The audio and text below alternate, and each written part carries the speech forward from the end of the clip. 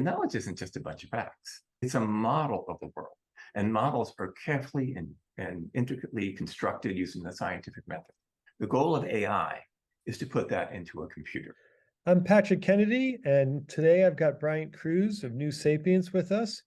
We're talking a little bit about their revolutionary AI technology, the history of the team, which has backgrounds, you name it, NASA, DARPA, John Hopkins. Is it the U.S. Air Force or Navy? Navy. Navy, okay, U.S. Navy. I think so. You got another Air Force guy in there too. No, he's Navy also. Okay, Oh, well, he's Navy. Sorry. Yeah. All right, well, you've got a real rock star team with backgrounds not only in AI but also space as well. But I'll let you unpack that when we get to the section. So why don't we talk about the origins of the technology and the company, and we can touch on the team while we do that. Okay, sure. Actually, as we sit here this morning, it's kind of looking back at our origins, it's kind of like, it feels like things have kind of come full circle. There was an article yesterday in the Wall Street Journal, an opinion piece by Jeremy Tate, who was talking about ChatGPT, as everybody else is talking about that right now. And he said, well, the fact that educators really can't ask their students to do term papers because they could be cranked out, by this illusionary but amazing technology, GPT, maybe they should go back to the Socratic method of evaluating students' performance, where you actually have a dialogue and really dig in to a conversation and see what the student knows and how well they can put those ideas together to create new ideas, which is knowledge. And he cited a couple of very few places in the country that still use the Socratic method. And one of those was St. John's College in Annapolis, Maryland. And it so happens is really where I became interested.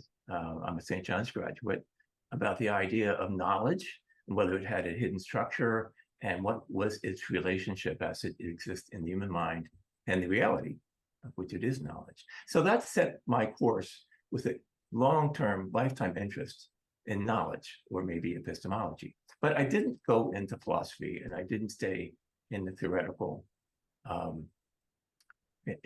space. I, in fact, very vigorously went into the practical world by becoming a Navy pilot for the next 7 years after graduation from St. John's. And then after that, I went to Hopkins and got a master's in space systems engineering. And before too long, I found myself down at Goddard Space Flight Center working on the Hubble Space Telescope mission operations contract. And that is actually where I got directly interested in not just knowledge and human intelligence, but artificial intelligence. But I didn't do so from a theoretical consideration, but from a very, very practical. There was a problem I wanted to solve, and it was this. When I went into the Mission Control Center on Hubble and saw how we were supposed to fly the spacecraft by looking at numbers on screens, which required humans to apply their knowledge of how the system worked to numbers in real time. And I'd just come out of the cockpit of a C-130 Hercules, and that wasn't the way we flew those, not looking at numbers on screens.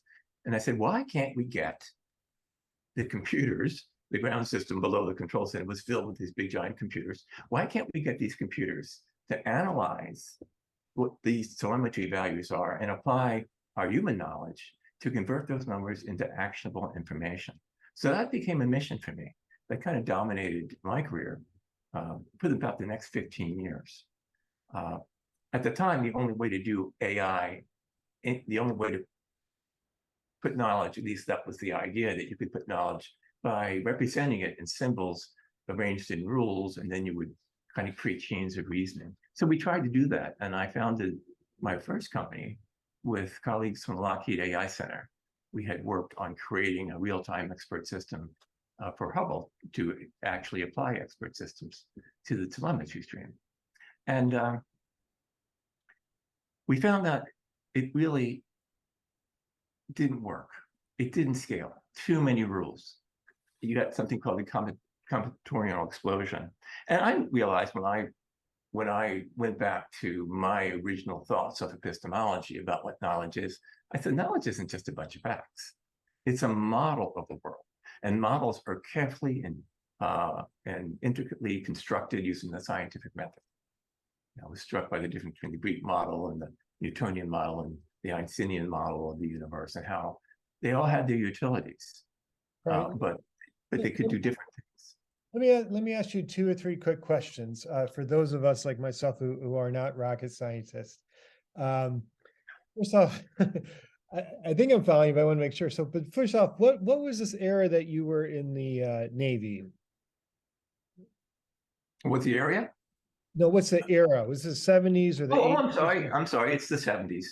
It was the Cold War era. Okay. And so you're coming off these planes, and you're seeing, like we see in all the movies where they've got this, I guess they got a computer screen, they got all these numbers, and then the person's got to change the numbers of computer screen to actually what's happening on the moon or whatnot. And then if I'm following you correctly, it's interesting. I'm in a resort, and I just asked them to upgrade my room. They use the same system. They bring it up on a screen. And I just asked them, I said, those are all the rooms in the hotel? They said, yeah. I said, you must train your, they go, yeah, we can see it instantly if there's a room open. So 30, 40 years later, they're using the same technology that we sent people to the moon with to use hotels. It hasn't really advanced all that much, right? No, it hasn't. The difficulty has been, so computers are really good at manipulating data, Okay. which is a bunch of facts, numbers, an assertion, the sky is blue, that's a fact. Computers are great at that. And then you take data and you arrange it into a more sophisticated information structure, like in a database or in a telemetry stream from a spacecraft. That's information. But computers have never been able to go a step beyond. And what that is a very unique and very sophisticated kind of information structure that we call knowledge, which is actually a direct model of reality existing in the human mind. The goal of AI is to put that into a computer. Whatever else people say AI is, that is it. We're trying to build a tool to amplify our master skill, which is the ability to take information and create knowledge. And knowledge is general and reusable and compact, whereas data and information is a constant state of overflow. All right, so before we segue totally into the technology, let's address the 400-pound gorilla in the room, which is Chat GPT. And I'm getting all these emails saying this will revolutionize, our relationships, medical care, space travel. You're a skeptic of that, I assume? Oh, very much so. Chat GPT gives the illusion of language. Language is a communications protocol. Okay. Humans convert statements in language into information by arranging ideas in their own head. ChatGPT doesn't have any mind. It doesn't have any ideas. It has nothing to communicate.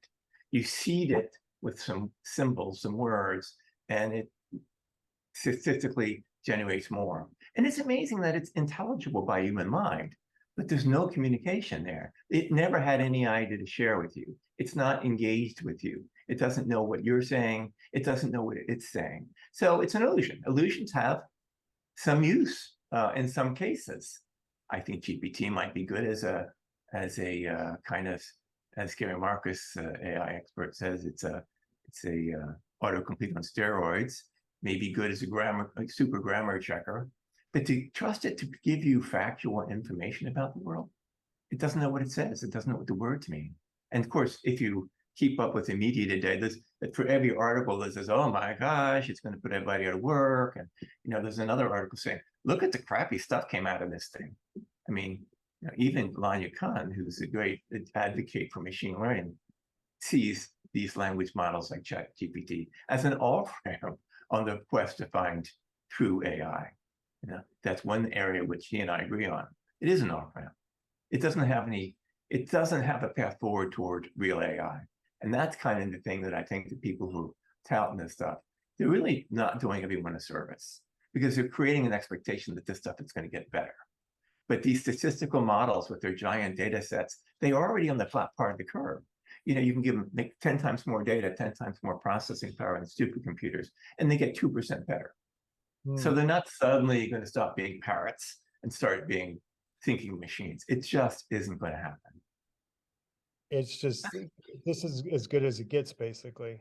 And Yeah, it'll get a little better, but the way they'll get it a little better is to put more and more effort on the front end and back ends to try to clean up the mess, or to filter the inputs. And but it's like Amazon Alexa. They had 10,000 people working on it, but still nobody uses it to buy the stuff from Amazon. Why? I think the real reason they don't use it is because you can't express to it exactly what it is you want to buy, or why, or give it enough information that really finds what you want, because it doesn't understand what you say.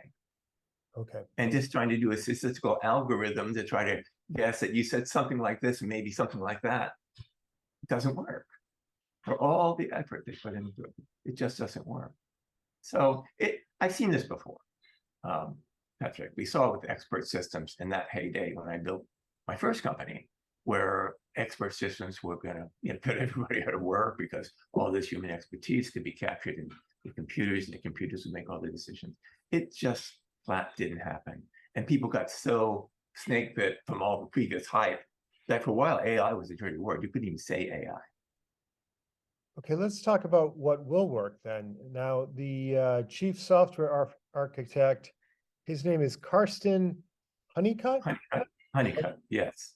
So were you the two co-founders of the company? Is this like are we talking about the late 80s at this point, or the 90s? Well, we missed a company in there, and that was after my first company, Clarion, was the expert systems-based company. And then we went on to, I left that after 2 years. That became a middleware company as they pivoted to find something to do with all the cool data handling communication software we built, even though the inference engine didn't pan out. So I left that because I was still focused on the telemetry analysis problem. So I founded a company called Altair Aerospace, and we did solve the problem. We found a kind of a rudimentary way of capturing at least knowledge about spacecraft. We limited it to thinking about the spacecraft as a finite state model. And we did write software that was able to efficiently take that from the engineer's mind and put it in the software. And we did some really amazing things. We built the most highly automated and intelligent launch control system for satellites and launch vehicles that had ever been fielded. And that's why I met people like Bill Reedy, who was a NASA astronaut at the time. And we later worked together through the years. We served together in Naval Space Command. And he's been, a believer in this because he's seen it work. He's seen the earlier version of it work. But anyway, later, after we sold Altair to a public company, I wanted to go back to my roots in epistemology, putting it together with the practical things I learned about putting knowledge into the computer. And so I started looking around for some people who could help me on the software side. And a former employee of mine introduced me to Carson, who said, the most talented programmer you've ever met, I've ever met. And he has turned out to be that. We've worked together now for 15 years. So he was at the beginning of was for 10 years an R&D program. But by about 2004 or 5, we really knew that we were onto something, that this worked. And we had a platform that we could demonstrate and patent. Okay, so you've had 2 exits in your career. Is that accurate? That's right. Okay, so you go to St. John's, Navy, 7 years, Goddard Space, all these top tier institutions, 2 exits, and then you circle back to specifically to AI with New Sapiens. Yes. Okay, you meet this genius programmer, and you start accumulating these NASA astronauts and rocket scientists and all these brilliant people. And then you get a patent in what year for the technology? That was in 2000, and I think it was 2004. Okay. And it's interesting how fast it went through because there was nothing there in the patent base, anything like our approach. Okay. So that's a lot. I mean, in AI, it's a long time ago to have been working on this technology that long. Can you is there a way to encapsulate for a layperson the key difference between these kind of large data set pulling AIs, whatever you want to call them, like ChatGPT, and what New Sapiens does? Yeah, I think there is. Although it really requires that you kind of trying to forget everything you thought you knew about AI and think about it in a new, Fair because enough. it really truly is different. And that's why we sometimes refer to it as the third wave after the connectionist that we have today and the symbolic expert system waves of the past. But there's two major areas. First is in approach. From the beginning of AI, when the term was first coined back at Dartmouth in 1956, artificial intelligence has explicitly been about simulating or emulating some feature of natural human intelligence. So they're trying to recreate what nature did, more or less the way nature did it.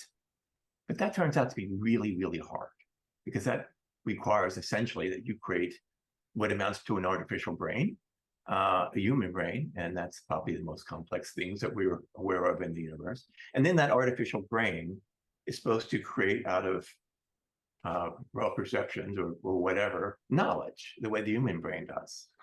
Well, so in a sense, what AI has been in its approach is imitation intelligence. So we did something, we turned that around. And we said, instead of trying to create an artificial brain with the capacity to create knowledge, can we take the brain, the artificial brain we already have, which is a computer, and we can create something that functions just like human knowledge does, directly into it? Can we synthesize knowledge itself? So in that sense, we make the thing about the approach is so different. It's like we use the analogy of a synthetic diamond, which is created by engineering, not natural means, but it's a real diamond, same crystal lattice, as opposed to an imitation diamond, which may look like a diamond, but it's only an illusion of a diamond and does not have diamond's desirable properties. So synthesized, so it's really synthetic knowledge, or if you will, synthetic intelligence. Because in that sense, intelligence is nothing more than an artificial machine with functional knowledge in it, that very unique and interesting information structure. So that's the difference in approach. We approach it from an entirely different way. The other thing is which is made us unique and also makes us very difficult to copy, is that, okay, we said we're going to create synthetic knowledge. Well, that means you have to look into knowledge itself. What is this information structure? Does it have a hidden and underlying structure? And if so, can you figure out what it is and exploit it? So that isn't even traditional epistemology. Epistemology, the philosophy doesn't even do that. It's always just worried about the truth or falsehood of assertions. So we needed a science or a philosophy that nobody uses anymore. And we had to sort of recreate it, a entirely new epistemology. So that is really an odd and out of step from what everybody else does. But if you look at my background, it was a natural for me, because I went all the way back to, educating myself through the Socratic method rather than the ChatGPT methodologies of regurgitating facts. So we looked at knowledge and said, well, as we introspected in our own minds, we see that it's composed of ideas, individual cognitions, if you will, and these are all interconnected through a rich matrix of connections and relationships. And that if you want to take a given cognition, you can start breaking it down into simpler ones. And simpler ones, and those break it down into simpler and simpler ones. So this goes back to the Greek philosophy, the idea that if you take a material thing and keep breaking it into smaller and smaller parts, you get to conjecture of Democritus, you get to parts that are fundamental that you can't break down any further, which he called atoms. Well, guess what? It turns out that there are atomic building block ideas. And what New Sapiens has succeeded in doing is discovering them, identifying them, and classifying them in a manner which is stunningly analogous to the periodic table of the elements, which material world is composed of materials, molecules, which break down into atoms. We don't need to go beyond that state, but you break things down and understand it. But they only connect in certain ways. And the periodic table of the elements gave us a methodology for being able to predict what fundamental atoms, which materials were fundamental, and which of those can combine in ways to create which kind of other materials. So that converted the practice of alchemy, which is all about just trying things to see what happens, to the science of chemistry almost overnight. We've done that for AI. We've made a science out of it, a compact, scalable way of taking human knowledge and realizing it in computers. That's fascinating. But let's segue to the market, which I think is hard for a lot of people to wrap their minds around. In 2004, Bill Gates was talking to a group of college students, and they were saying there's going to be no great innovations. We missed it all. And he famously told them, if you can create true AI, you'll have 10 Microsofts. In other words, it'll be worth 10 times as much as Microsoft. Do you agree with that? And can you unpack that a little bit? How could it be worth 10 Microsofts? So people used to say software eats the world. It sounds like AI will be eating the world if we can create true AI. Well, I think that most people, especially people who thought about it thoughtfully, understand the ramifications of true AI, AGI, strong AI, whatever you want to call it. Sundar Pichai recently said that that kind of AI would be bigger than the internet and more profound than fire. Why? Because knowledge, again, is humans' master skill. That's what's given us. Our knowledge of the world has given us power over nature and over the world that we live in, and which no other species has. AI amplifies that, a tool that combines the scalability, the connectivity, the perfect memories, the potential speed and processing power of computers with that master skill that human has. So what is it? Well, so it's a new way of programming computers. And not only data, they're great at data, not just information, they're great at information. Now they can do what humans do best, intellectual. Not saying there's more to being a human than an intellect, but that's what we get paid for mostly, right? So that is the thing that's going to lead to the singularity curve. It's not of ever increasing AI, it's of ever increasing productivity fueled by AI. And it's human knowledge in machines that now is amplified, applied, added to by all the power of the computer. So what is the market? So the market is everywhere you have a computer and everywhere you want to use the computer for a task that would be enhanced by having the generality and expertise of human beings online integrated into that problem. So all of the markets that were touted back in the day for expert system, all of that, industrial automation, operations of complex vehicles, and let's not forget all of what you would want to do and what they wanted to do and still want to do with language models and traditional AI, understanding language. Because if you have a model of the world in that, starting with a model of the common sense world, moving on to models of expertise within the world, now you have knowledge of what words mean. You can decode language exactly the way humans do, even better ultimately. So true language understanding. So being able to talk to your machines and have them have the intelligence to go and do what you tell them is going to completely revolutionize the way we live, but in a good way, because it's going to liberate us from the fire hose of data that we have to deal with, all the information. Now even more information and even more misinformation, thanks to ChatGPT and the language models, thank you very much. But now our sapiens, as we call them, thinking machines who have knowledge of the world, understanding of language, they can go out and be our buffer to that huge fire hose of information. And again, find what we want, when we want it, make the connections we need when we want them, because they know us. Your sapiens, your personal sapiens, will talk to you. It will have a knowledge of human beings' needs, wants, and desires. It'll understand where you're coming from. It'll understand how you feel. It won't feel that way. We're not building the feel, but it will understand that humans have feelings and needs and wants and desires. Let's touch quickly. We only got about 5 minutes, but quickly on. I know last time we spoke about 6 different markets this was disrupt, but automation, industrial automation, that's $100 billion plus market, isn't that? I mean, that's yes, huge market, and it seems like companies like Tesla and stuff are starting to get it down. But how would this help optimize that market?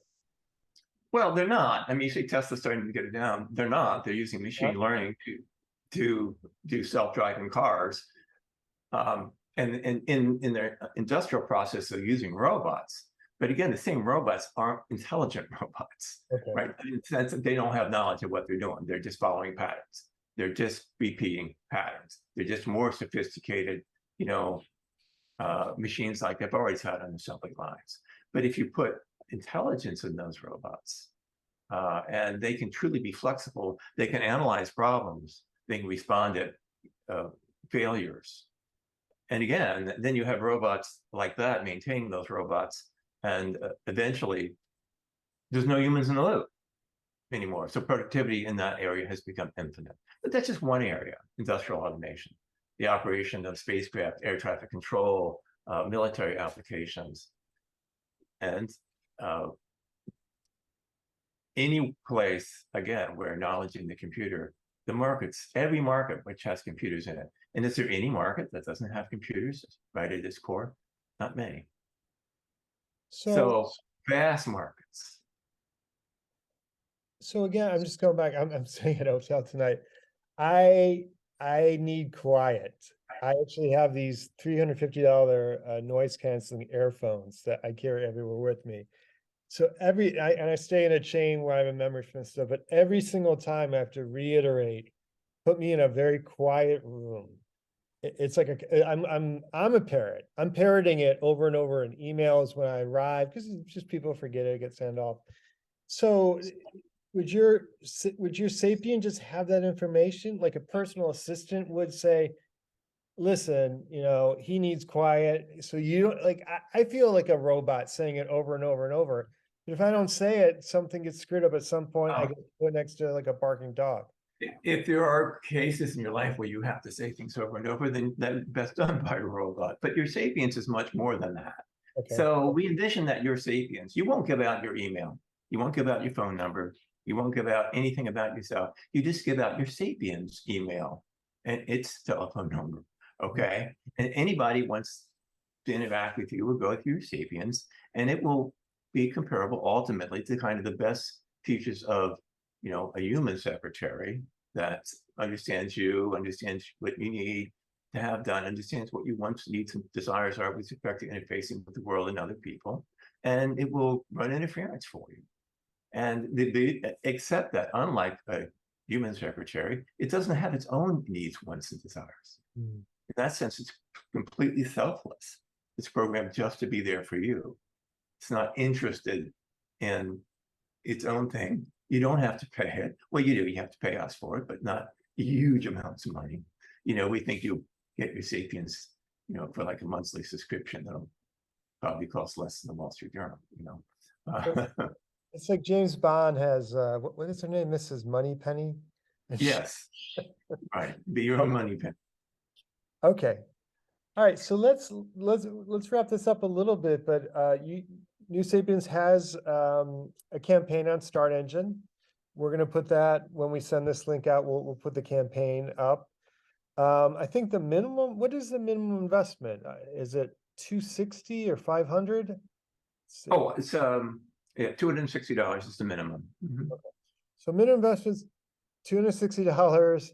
It's probably the last time this type of technology will be able to be invested by the general public, to be honest. But my understanding is if someone wants to invest larger amounts, 1,000, 5,000, 10,000, 25,000, we'll put a calendar link and they can jump on a quick call with you. Yeah, anybody's going to want to invest at those higher levels, I'd be happy to talk to them. Obviously, this creates lots of questions. And the other difficulty is usually when you find a technology you like, you can go out there and bounce it off. Everybody's doing something similar and make up your own. There isn't anybody else out there who's doing this. Okay. So you're going to have to come back to us. We're the experts in this, but we'll take you down as deeply as you need to know that you need to understand why we believe we have created, the ultimate machine, and that this is the biggest thing to happen in our time. And when I tell that to people, they'll say, "Oh, I love how you entrepreneurs are so passionate about your invention." This isn't passion. This is an intellectual conclusion based on evidence that we can provide to you. It's a conclusion. It's an intellectual belief that we have solved this problem. You've got a winning record too. That always helps when someone's telling you something that's hard to grasp. So we're going to wrap that up. There's plenty of information on the campaign page as well. You guys also have a website. We'll include that as well. YouTube channel with some videos that dive into the tech a little bit more. And like you said, if someone wants to become a investor, they're at a certain level, they're welcome to reach out to you. So Absolutely.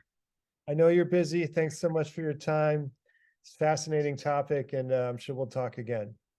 My pleasure, Patrick. Thank you.